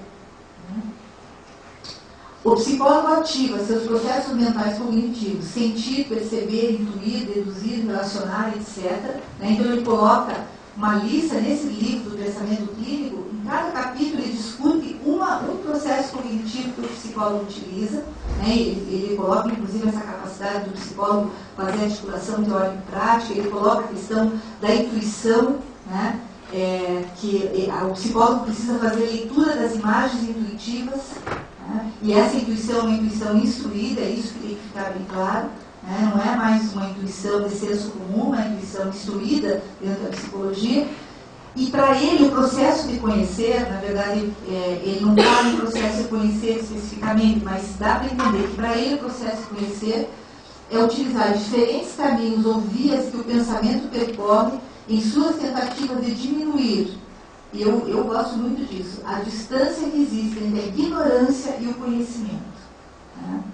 Então, eu vejo que ele consegue dar esse sentido também, embora esse livro dele seja um texto, nossa, mas que antigo, né? 85, mas ele é muito atual e se a gente pensar em termos do que se entende por um processo de avaliação psicológica hoje. E aqui também, dentro desse, para a gente colocar um esquema, né, de definição do conhecimento da avaliação psicológica, você, para ter a integração dessas dimensões dentro da avaliação psicológica, é importante que você tenha sempre claro o teu objeto de estudo, que são os fenômenos e processos psicológicos, né, desses sujeitos, qual é o teu objetivo, né, o que você precisa diagnosticar. Então, esse objetivo, acho que é muito importante assim pensar. Existe um motivo da avaliação, uma queixa, mas o psicólogo, para ele ter realmente claro qual é o objetivo, ele precisa transformar isso em demanda. Né? Porque a demanda, ela não se mostra clara inicialmente. A partir do momento que eu consigo fazer uma análise mais integrada desse motivo da avaliação, dessa queixa, eu transformo isso em demanda. Então, eu já começo a ampliar esse conhecimento. Então, é só no momento que eu tenho a demanda que eu consigo identificar qual é o objetivo que eu tenho com aquele processo de avaliação. Porque se eu ficar só na queixa, né, no final eu não vou ter claro qual é o meu objetivo e eu posso ter uma interferência no transcurso da vida desse sujeito de uma forma que ele não vai se beneficiar do processo de avaliação. Para isso eu preciso um campo teórico que esteja me respaldando, então a instrução dentro da avaliação psicológica, e uma metodologia que me dê possibilidade de conhecer. Né? Então, se eu tenho claro qual é o meu objetivo, qual é o meu objeto, e tenho uma fundamentação teórica que me sustenta, vai ficar muito mais fácil para mim estabelecer qual é a metodologia que eu vou utilizar. Então, quais são as estratégias? E não só assim, quais são as estratégias, mas de que forma eu vou utilizar essa estratégia. Que sequência eu vou utilizar, qual é a minha atitude diante do uso dessas estratégias. Então, essa metodologia assim, qual é a via que eu vou encontrar para que eu possa conhecer o fenômeno psicológico.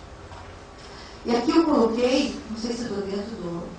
Falei rápido demais, Aqui eu coloquei, um modelo, não é nada fechado, né, acabado, para ter uma referência de uma matriz, de uma estrutura de um processo de avaliação psicológica, e esses componentes metodológicos. Que, assim, dentro do que eu vejo, ela pode acontecer em qualquer tipo de avaliação, em qualquer campo da psicologia. Claro que essas coisas, depois com a prática, elas vão sendo trabalhadas de uma forma muito integradas e que vão acontecendo naturalmente na atitude do pensamento do psicólogo quando ele se propõe a realizar uma avaliação psicológica. Então, o recebimento da solicitação, a caracterização do objeto de estudo, a análise da demanda, a elaboração do planejamento técnico, o enquadramento, que é o contrato da avaliação, a aplicação desse planejamento, a avaliação das estratégias da avaliação psicológica utilizadas, a integração dos resultados com o pensamento clínico integrativo, que na verdade ele vai acontecendo ao longo do processo, mas tem um momento que você fecha isso, para que você possa elaborar uma síntese conclusiva do processo de avaliação realizado, estabelecimento de uma proposta de intervenção, a elaboração de um documento conclusivo da avaliação realizada, o parecer, relatório e laudo, a escolha de uma metodologia adequada para a devolução dos resultados e a devolução dos resultados.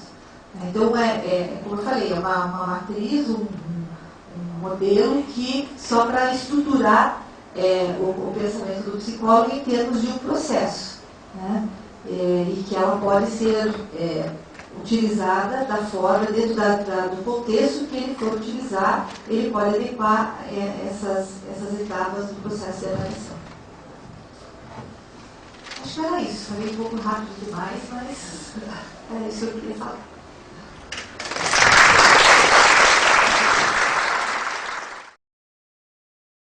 Então agora prossegue, né? Nós já falamos um pouquinho naquela primeira etapa, então agora o assunto é, a Maria Ângela abriu sobre o processo de avaliação psicológica, e eu vou falar sobre possibilidades, né, de alguns instrumentos em avaliação psicológica.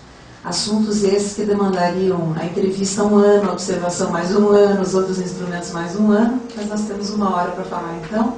A ideia é sintetizar e polemizar e poder sensibilizar para esses assuntos, mais do que esgotá-los, né? Porque seria impossível.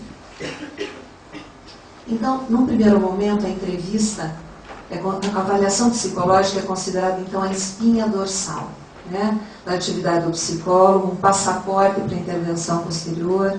Por que isso? A Maria Ângela também falou, né, que para intervir é preciso que você tenha, então, conhecimento sobre o fenômeno estudado. O que está acontecendo com aquele sujeito, com aquele grupo, para que eu possa, então, conhecê-lo muito e depois, então, pensar sobre o que vai ser necessário como intervenção. Então, é um processo técnico e científico que objetiva conhecer fenômenos, ou de pessoas ou de grupos, através de diversos instrumentos, e é desses instrumentos, de alguns desses que eu vou falar na sequência. Então, vamos entender que existem instrumentos considerados formais, né, e a entrevista é um deles, e os testes também, e que a observação ela é indispensável em qualquer um desses momentos, né, do processo de avaliação psicológica, tanto no uso da entrevista, quanto no uso dos testes, como no uso de objetos complementares que nós vamos ver depois. Então, não tem como um psicólogo pensar que ele pode não usar da entrevista e pode não usar da observação. Ele pode, em alguns momentos, não usar testes, mas ele teria que ter muito conhecimento, então, sobre que objeto de estudo é esse, o que eu preciso investigar, para ver se, de fato, eu posso, então, não utilizar testes. Vamos entender a entrevista como não exclusiva do psicólogo, né? Porque o administrador faz entrevista, os médicos, em todas as áreas, né, as pessoas podem se valer da entrevista. Mas nós estamos aqui interessados com a entrevista que faz o psicólogo. Então, ela é fundamental para nós em qualquer área da nossa atuação. E aqui nós temos várias definições, né? Uma delas é que é um processo dinâmico, criativo, que constitui a espinha dorsal de todas as profissões que lidam com saúde mental. Falando em gente, nós temos que nos valer da entrevista. É uma técnica de conversação que possibilita ao psicólogo buscar informações ou dados a respeito de seu cliente, candidato, paciente, uma instituição. É considerada uma interação verbal entre pessoas, essencial para estabelecer primeiros contatos, para verificar a necessidade de outras formas de avaliação, definir objetivos de tratamento, levantar hipóteses, e é vista por Bleger como um campo no qual acontecem muitos fenômenos relacionais, e é um instrumento fundamental do método clínico, técnica de investigação científica na psicologia. Nós sabemos que existem diferentes abordagens teóricas, e a teoria, então, é considerada uma bússola, uma orientação, com a qual é possível, então, navegar pelo vasto oceano dos dados. E é essa teoria que norteia o modo de fazer a entrevista que vai te dar uma forma de condução diferenciada, né? É a maneira, então, pela qual os dados são transformados em explicações significativas sobre os processos psicológicos. E aqui tem algumas, né? Então, em teoria cognitivo-comportamental, em sistêmica, na abordagem junguiana, psicanalítica, psicodramática, gestalt, tem formas de você, de alguma forma, lidar com a entrevista, que nós não vamos poder entrar nesse mérito aqui, porque isso também demandaria muito tempo, né? Que é a diferente forma de lidar com a entrevista e com uma relação com pessoas em função desse referencial teórico que norteia a forma de olhar desse profissional da psicologia. Ao campo, ela fala dos objetivos de uma entrevista inicial em avaliação psicológica. Fala mais para crianças, mas nós podemos pensar que isso também não se restringe só a essa população infantil. Perceber a linguagem corporal, a vestimenta, os gestos, a inquietude ou a tranquilidade daquele sujeito que eu estou entrevistando, atentar ao que verbaliza, o que, o como, quando verbaliza e com que ritmo, estabelecer o grau de discrepância ou de coerência, né, entre os aspectos verbais e não verbais, procurar criar uma relação de confiança para evitar ao máximo as possibilidades de bloqueio ao processo de avaliação. Então, esses seriam objetivos de início de entrevista. E aí nós temos também questões relacionadas ao contexto da entrevista, a quem é o sujeito ou objeto de estudo dessa entrevista e aos objetivos. E vale a pena a gente pensar que nunca uma entrevista pode ser totalmente estruturada ou planejada. E esse é o terror dos alunos de psicologia, né? Porque de alguma forma daria muita vontade de poder controlar as variáveis numa entrevista. Por mais que você passe por roleplay, tenha roteirinho na sua mão, né? Tem um cliente na sua frente que pode te fazer seguir uma outra sequência, né? Ele pode de alguma forma se emocionar e você não imaginava que aquele assunto fosse suscitar tanta emoção. E a gente brinca muito que o kit de atendimento é sempre o psicólogo e uma caixinha de lenço, né? Se existir algum tipo de emoção, nós temos a possibilidade então de tranquilizar aquele sujeito naquele momento, né?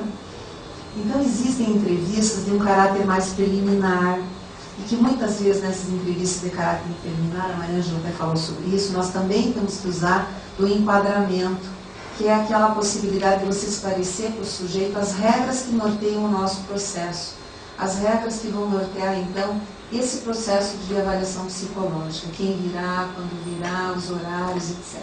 Né? Existem entrevistas de desligamento, existe a entrevista devolutiva e tantas outras, né? Entrevista de seleção de pessoal e orientação profissional em escolas, e muito em função de qual é o contexto, qual é o sujeito, que objetivos eu tenho, vai ser uma entrevista de uma forma ou de outra forma.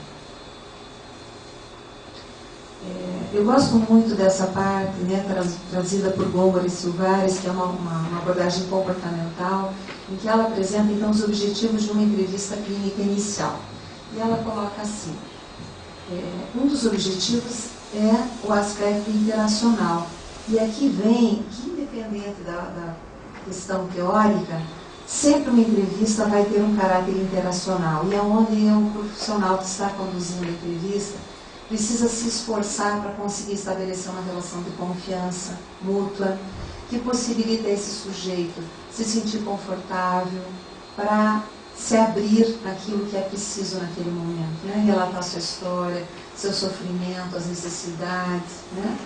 Não se sentindo constrangido a se expor, a expor dados tão importantes da sua história, da história da sua família, e sentir-se então motivado para continuar ou um tratamento, ou nesse caso que falamos de uma avaliação que dá início ao que pode vir a se constituir a final da devolutiva um tratamento. A entrevista também se configura inicialmente por coleta de dados, onde então nós precisamos conseguir captar o maior dado possível a respeito da história desse sujeito que nos busca, e que isso não pode acarretar em prejuízo, né? A pessoa não pode se sentir prejudicada para abrir-se na informação aqui, né? Porque ela é muito valiosa. Dados sobre a queixa, sobre a história, sobre as relações. E um dos objetivos da entrevista clínica inicial também pode ser intervenção, quando o profissional pensa que não está fazendo avaliação psicológica e só é então considerado para ele um terapeuta, né? Então, mesmo aquele que pensa que não faz avaliação psicológica e que se diz então um terapeuta, na primeira entrevista, nas entrevistas iniciais que ele está fazendo, ele está tendo uma intenção de intervenção, mas ele também, nas entrevistas preliminares, ele está objetivando então conhecer esse fenômeno, ter clareza sobre o que está havendo com esse sujeito, para que depois eu também possa entender qual é o caminho que eu vou percorrer na minha proposta psicoterápica com ele. Né? Então, quando o caráter é de intervenção, se pensa em modificações do comportamento do cliente em função dos procedimentos, e que ela pode ocorrer no início ou na sequência posterior. Nós temos uma entrevista que pode ser uma entrevista individual, eu com o cliente, criança, adolescente, adulto, casal. Nós podemos ter uma entrevista grupal, por exemplo, num processo de seleção de pessoas, e nós podemos ter uma entrevista de grupo, mas num grupo de família. Eu e a família inteira, os meninos, os homens, as crianças, o grupo completo, né? Então vai depender de novo do referencial teórico, de qual é o meu objeto de estudo e que fenômenos eu preciso estudar, qual é a modalidade de entrevista, então, que eu vou escolher. Existem características do entrevistador. O entrevistador não poderia ser qualquer um, né? Ele teria que ser alguém com uma característica de várias habilidades desenvolvidas. Então, uma delas é a competência intelectual, para perceber, a Mariana Gela falou, de vários aspectos da percepção apurada, de você ter uma certa rapidez para perceber, valendo-se de todos os canais sensoriais, né? Curiosidade para obter as informações necessárias, mas não sendo inadequado, não entrando em questões que não têm relevância. Equilíbrio para avaliar o quanto eu abro a minha boca e o quanto eu silencio, porque tem momentos em que nós precisamos nos calar para poder ouvir. Né? Flexibilidade para ajustar as técnicas ao sujeito. Então, qual é a melhor entrevista? É dirigida, semidirigida, né? A estruturada? Depende do sujeito, depende do momento dele na entrevista. Se nós chegamos numa entrevista e dizemos, por exemplo, que uma pessoa fale sobre você, mas essa pessoa diz, mas fala o quê? Por onde que eu começo? Né? Me fale o que é relevante, eu não sei o que é relevante, me ajuda. Começo da minha história, começo sobre o meu trabalho. Então, tem pessoas que têm uma necessidade maior que você ajude-as a se organizar. Tem pessoas que precisam de ter uma abertura um pouco maior, e que em alguns momentos você vai ter que fazer perguntas para que possa existir um aprofundamento em relação a algumas temáticas, né? Então, não existe a melhor forma de entrevistar, mas aquela que te permite, sabendo com quem eu estou, qual é o jeito como eu vou lidar, também considerando os objetivos dessa entrevista e dessa avaliação psicológica. Expressar apoio e esperança, conseguir promover para a redução da ansiedade. Nós sabemos o quanto é difícil estar em contato com o profissional, às vezes a pessoa relutou muito em ter aquele momento, deixou com que as dificuldades fossem se avolumando para chegar até aquele instante, né? Então nós precisamos conseguir promover para esse sujeito que ele se sinta então tranquilo para poder então se colocar. Proporcionar segurança e conhecer-se também reconhecer seus limites. Isso nós vamos falar aqui, já na sequência eu vou repetir novamente. O entrevistador precisa então ser empático, ser capaz de se pôr no lugar do outro. Eu gosto muito do psicodrama, quando ele usa a expressão se pôr na pele do outro, né? Uma observação muito apurada, escutando e vendo, e se valendo de todos os canais sensoriais possíveis e imagináveis. Manter uma sequência lógica de pensamento. Operacionalizar informações. Nós sabemos que tem pacientes que dizem isso é normal, mas o que é normal desse dito cujo? Né? Foi tudo bem. Me conta um pouco, me dá exemplo para eu entender o que é bem para você. Porque às vezes a gente ouve aquela fala, mas nós não entendemos o que aquilo significa para aquela pessoa que está, de alguma forma, relatando aquela história. Né? Parafrasear, que tem relação com fazer um pouco de eco em alguns momentos daquilo que o sujeito está falando, para ele se ouvir, né, dentro daquilo que ele propriamente tinha verbalizado. Refletir sentimentos. Sumariar ou resumir pode ser importante no final do primeiro encontro, no final do segundo encontro, para que ele possa, então, entender aquilo que eu compreendi dele, retomar o que vamos falar, então, quem sabe, para fechar esse encontro com um próximo encontro, com uma próxima entrevista. Até aqui, ok? Então, esse primeiro módulo, né, foi sobre a entrevista. Então, nós vamos falar um pouquinho sobre a observação e depois vamos retomar um pouquinho a tentativa de integrar tudo isso. Então, pesquisando um pouquinho sobre a observação, encontrei 3 acepções sobre a observação. Uma, a observação como exame de eventos, comportamentos, fenômenos. Outra, como qualquer dado individual que represente um comportamento ou um fenômeno. E a terceira, como um comentário casual ou informal. E nós vamos então sublinhar de que não é da número 3 que nós vamos falar aqui hoje, né? Porque qualquer comentário casual ou informal é a observação do senso comum. É aquela que todo mundo faz e todo mundo, em todos os instantes, né? Nós observamos as pessoas a todo momento, mas observamos de uma forma informal. E aqui nós estamos falando da observação como instrumento bastante importante, técnico, da psicologia, para o qual todos fomos treinados desde o início da nossa formação. E nós sabemos que os alunos de psicologia às vezes sofrem muito com as observações cursivas, né? Escrevam tudo. E hoje a gente até brinca que seria o candidato Zaler, porque é muito difícil escrever tudo, para depois levantar hipóteses sobre o significado dessas condutas observadas e tudo mais. Mas todo mundo passou por isso em algum momento da sua vida, né?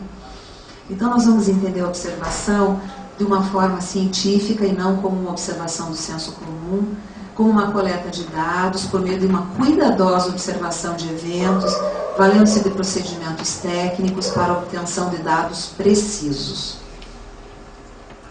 E sabemos que existem várias técnicas de registro. Registro contínuo, de evento, de duração, de intervalo e por aí afora. E vai depender muito do tipo de avaliação, do objeto de estudo, do objetivo que eu tenho, qual é a técnica que eu vou utilizar, né? Nessa sessão, na outra sessão, etc. Né? E independente da técnica, nós precisamos exercitar a objetividade do comportamento a ser observado, sem inferências subjetivas. Todo mundo que foi aluno um dia lembra que nós não podíamos dizer que o cliente estava triste. Você teria que então descrever que o cliente, então, lágrimas rolaram do olho direito ou do olho esquerdo, né? Nós podemos hipotetizar que talvez ele estivesse triste, mas a gente não escrevia isso no nosso relato, né? Então parece rígido esse procedimento, mas foi um treino importante para você aprender a ter um certo distanciamento, não interpretar o que parece significar a lágrima, até que depois, em um bom tempo de caminhada, você está entendendo, né, o como é difícil, então, exercitar essa neutralidade, mas o como é importante conseguir operacionalizar a conduta sem fazer inferências, né, sobre o sujeito observado. E tem algumas contribuições, essa é uma da Madalena Freire, que ela diz que observar não é invadir o espaço do outro em pauta, sem planejamento, sem devolução, muito menos sem encontro marcado. Observar uma situação, no nosso caso, como psicólogos ou alunos de psicologia, não é vigiar esse sujeito, mas fazer vigília sobre esse sujeito. E a vigília implica em uma atitude de muita atenção, de olhos e ouvidos muito abertos, mas assim, eu te acompanho, eu te respeito, eu quero melhor te entender, quero de fato melhor te entender, e não te julgar, te criticar, abrir meus olhos para as suas dificuldades apenas, eu quero ser capaz de olhar o seu todo, né? E aí eu achei interessante essa tradução de Rodrigues do espanhol, em que ele colocou assim: houve um tempo em que a psicologia não tinha pressa, e que nós sabemos que não é esse tempo, né? Talvez por isso observava bem. E todo mundo sabe que para observar bem se necessitam 3 coisas: olhar devagar, olhar muito e, sobretudo, com prazer. Ou podemos substituir o prazer com muito interesse, né? E aí, voltando ao que a Maria Ângela falou, porque nós queremos muito passar de desconhecedores para conhecedores em avaliação psicológica. Observar durante as entrevistas, aplicação de testes e também instrumentos complementares, então observar o tempo inteiro, né? Comparar mudanças existentes nos diferentes momentos do processo de AP, porque às vezes o sujeito se mostra de um jeito numa primeira entrevista, de um jeito um pouquinho diferente numa segunda e muito diferente ainda mais no meio do processo. E isso pode ter muita relação com o próprio relacionamento que foi sendo construído, né, desse sujeito que sou eu entrevistando você. E aí temos uma contribuição da Edil Queiroz e Pérez Ramos, num estudo antigo também, traduzido do espanhol, em que esses autores eles falam muito do que eu tenho que observar. Então, é um monte de coisa, né? E aqui nós não vamos nem entrar na explicação de cada item, porque ficaria muito cansativo. Mas sempre ficar atento à aparência geral, à área sensorial e motora, especialmente aspectos visuais e auditivos, quando nós tratamos principalmente de crianças em processo de aprendizagem. Já aconteceu, eu e a Maria Ângela, em algum momento do passado, como professoras e colegas, né, conversando sobre uma criança que foi fazer uma avaliação e que a criança, uma delas era quase cega e a outra era quase surda. E que ninguém percebeu nada. E a criança estava com 8, 9 anos. Então, o que aconteceu aqui na escola? Ninguém imaginou que essa criança, que era hiperativa, considerada, ou muito desinteressada, tinha comprometimentos importantes, ou numa área ou numa outra área. E que ficava difícil, então, observar a informação, o próprio professor, o próprio quadro, né? movimentos corporais e a própria motilidade, a coordenação visomanual. E isso nós vamos vendo quando? Durante todo o processo de entrevista e durante o uso dos recursos durante a avaliação psicológica. A área intelectual e cognitiva, e aí entra a inteligência, percepção e memória, que nós não vamos ter certeza absoluta sobre esses aspectos só na observação, mas nós podemos levantar hipóteses do tipo, é rápido de raciocínio, entende facilmente as explicações, levantamos hipóteses que, dependendo da necessidade, vamos confirmar através de um teste, né? Se isso for necessário.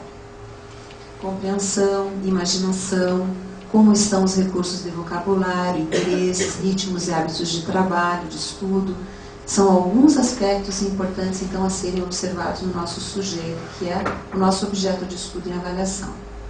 Aí entra também a área emocional, questões relacionadas à maturidade, controle emocional, sintomas de ansiedade, que, como eu dizia anteriormente, podem ser exacerbados no começo, podem ser reduzidos depois, à medida em que eu já confio um pouco mais em você, né? A área social, que tem relação com o aspecto interacional, com manejo de regras e limites, aceitação e discriminação de papéis. E dentro das observações, entram as observações com o ambiente, então do sujeito com os objetos, como que ele lida com o lápis, a caneta, a régua, os jogos, os materiais, e também com as atividades que são propostas, e com o outro que pode ser eu enquanto psicólogo, pode ser a mãe dele, a família dele, né? E aí entram questões relacionadas à realização de tarefas, atitudes de cooperação ou não, participação, a passividade, a criatividade, a iniciativa, a apatia, interesse, medo, segurança, entre outros. Observações sobre como a pessoa, então, se relaciona com ela mesma, medo, segurança, dependência, ansiedade, inibição, e principalmente observar nível de desenvolvimento biopsicossocial em relação à sua idade cronológica. Parece que essas características percebidas por mim são coerentes com essa idade que esse sujeito tem cronologicamente, ele parece um pouco defasado em relação à idade cronológica. Vejo que para isso eu tenho que ter estudos também sobre o desenvolvimento, né? E o registro, não tem como fazer entrevista, não tem como estar observando todo esse processo sem fazer anotações. Elas são importantes, fazem parte integrante desse processo.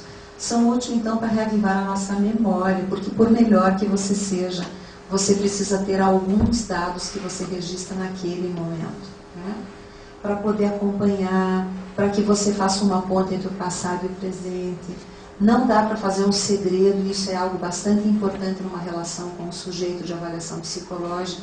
Eu preciso dizer para ele, olha, eu vou precisar anotar coisas, né? E essas anotações são muito importantes, porque tudo que você fizer e falar, para mim, é muito importante. E eu não quero perder nada. Então, em alguns momentos, eu vou anotar, né?